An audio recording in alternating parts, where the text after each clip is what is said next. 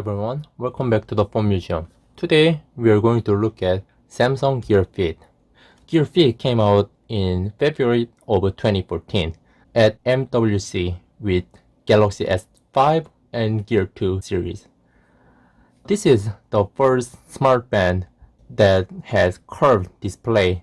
Inside of this watch, it has Cortex M4 180 MHz microelectronic MCU. Many people heard about Cortex A series or X series, but not familiar with the M series maybe. The Cortex M series is a microcontroller. So at the time the Gear Fit came out, the Cortex M4 was the newest architecture in M series. Also, it has 16 megabyte RAM with 1.84 inch 128 by 432, which is 245 ppi. The sub-pixel type is S-strip RGB sub-pixel, which is all the Samsung smartwatch and Samsung's over 10-inch tablet, AMOLED tablet, and also it started using from Galaxy Note 2. Inside of this watch, it has 210 milliamps battery. Samsung claims that average 3 to 4 days and maximum 5 days. Of course, it does not have built-in cellular network, but unlike Gear 2, it doesn't have Wi-Fi, camera, IR LED to control remote neither. It just have a Bluetooth 4.0 to connect cell phone. Inside of this watch, it has RTOS, real-time OS. Unlike Gear 2, doesn't have a Tizen nor Android. Real-time OS for embedded device, so this doesn't have a lot of features, so I think that's fair enough. The color it has, like mine, charcoal black, or they had mocha gray and wild orange color as well. Additionally, you can buy only for strap, blue, green, red, and also there's a heart and peace sign symbol on it on the band as well. This one support IP67, water and dust resistant, and it has heart rate monitor as well, right up here. And the design is pretty well built in. It's nice curve. I think this is pretty nice design, but I'm using this watch for 4 years in real life. So right now there's a little scratch all over the watch. That's very unfortunate. When this first time I saw this watch, it was really amazing that this curved display was really awesome. So look at this, it's curved. Well, right now is many smartphone, now is a folding smartphone, so it's not really interesting, but at the time it was pretty cool. I knew this watch is IP67 water resistant, so when I take a shower or other thing, I wear this watch even in shower. So after 3 years, this is original band and it all broke. So I put on the little glue on it, and I bought the new band. This is not Samsung original band. This is made in China, the little fake one. So the real one there's Gear Fit logo, but this one doesn't. And there's a metal Samsung logo as well, but this one just plastic colored. This strip is just, using friction to put on the hole. So it's really easy to lose it. For example, I was in the here and I walk, I tap something, it just simply open and lose. So to prevent that, I ordered this one. I bought this one as well, so I can use as protection, like so. So even this lose, it has more friction, so I don't have to worry about the losing this band. To charge, there's a little charging connection with this dock. This dock is a really small dock, so it looks really easy to lose it. And you're right, I lost one time, and I tried to buy new one. It was pretty expensive. It was like about 8 to 11 bucks. I'm not remember exactly. It was pretty expensive. And to charge is maximum 5 volt with 0.1 amps, so which is maximum 0.5 watt. From 0% to 100% is exactly 2 hours. On the right, there's a little power button, and when I click the power button, I can turn off the screen, and I can turn on the screen as well. And any other screen, I can go back to the home or clock face. And in the any screen, so 2-finger double tap the screen to open the little quick setting. I can see the Bluetooth connection and a battery percentage and brightness controller. In the brightness control, all the way to 6, which is outdoor mode. I usually using it in brightness 2, and when I go outside, I change it to 5. But for right now, to record better, I put on the 3. Unlike Gear 2, I cannot do 2-finger to hold to go to the recent app, because this one is embedded system, so it's not really, and 16 megabyte RAM, so what do you expect? And let's go to the default app. On the first page, I managed to order app that need a smartphone connection. So for example, as a notification, I just click it, and I can see all the notification, and I can delete it at all the notification. The one thing about this notification is I can get maximum up to 100 notification.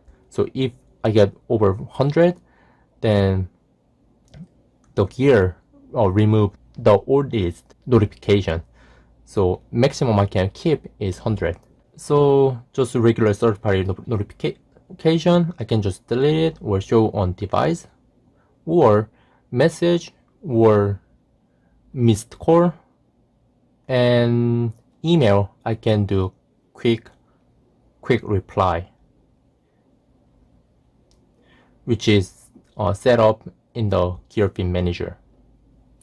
Media controller is basic media controller, so change the volume, previous music, next music, pause and resume.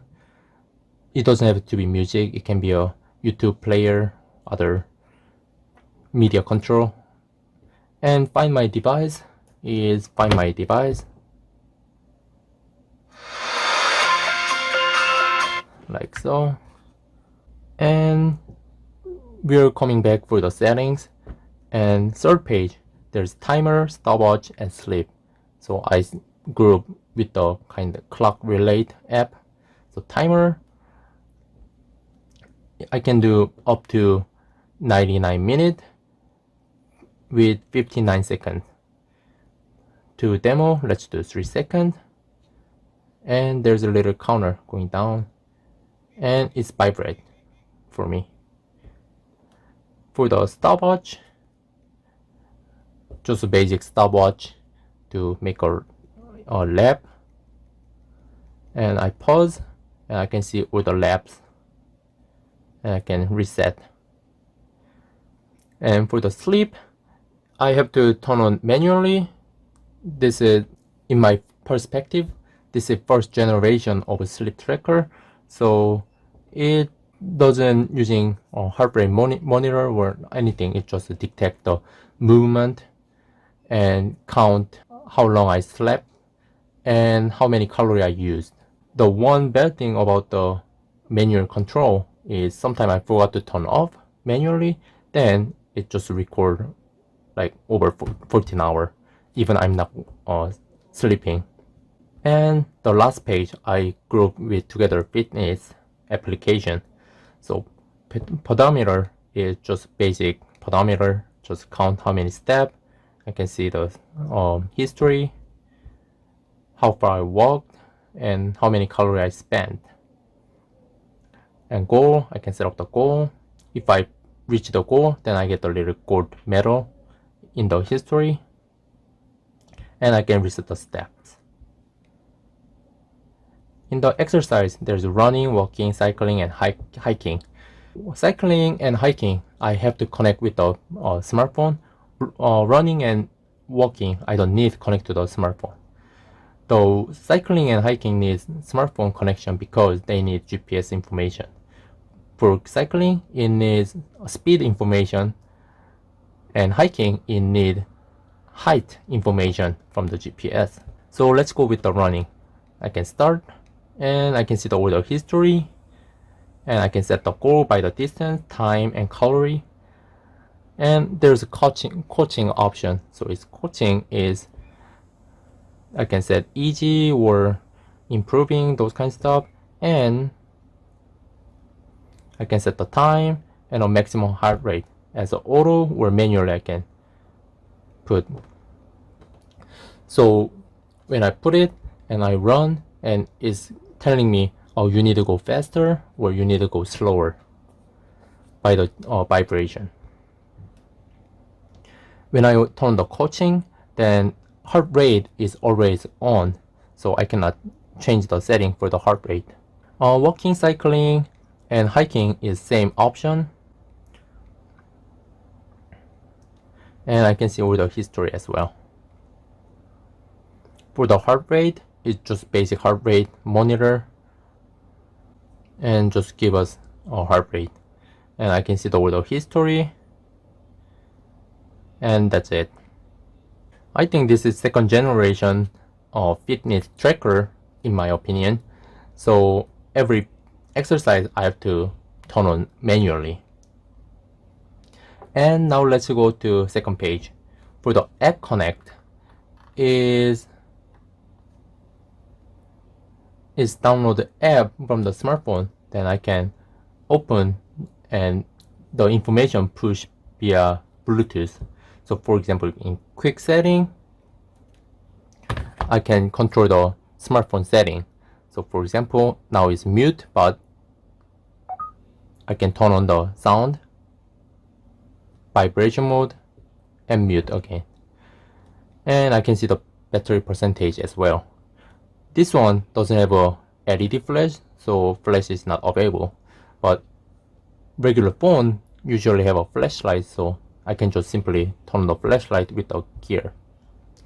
I usually use this app for turn up the Wi-Fi when I go outside, and I check my smartphone battery life. And gallery app, unfortunately, I told in the gear manager, this device is not capable for the gear manager, but I forcibly install and running it, so the running is totally fine, but the gear gallery app is not working with this application, so I can open it. This one is, I can look at the picture in little small screen. They're pretty cool, but that's it. Nothing too fancy. And let's go to setting. On the setting, I can see the Bluetooth connection information and battery percentage. So if Bluetooth is turned off, then I will talk about the password later, is changed to gray. And on the clock, there's a 5 default clock face, 3, 4, 5, and 1 downloaded clock face. And wallpaper, there's 3 wallpaper I made in the gear manager, and there's 7 default wallpaper and 7 default beige color. Display, I can change the brightness, I can put left or right, and I can rotate the display. When this smartwatch first time came out, it's only horizontal mode, but when you put on the wrist, the horizontal is not really comfortable. So people complain about it, and Samsung put on the firmware update to I can change the vertical mode. But when I'm using horizontal mode, I think I can use like this way, so I can read and interact better, I guess.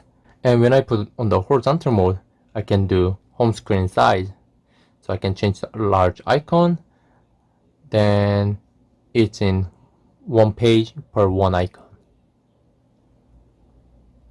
But I prefer vertical mode, so let's move back.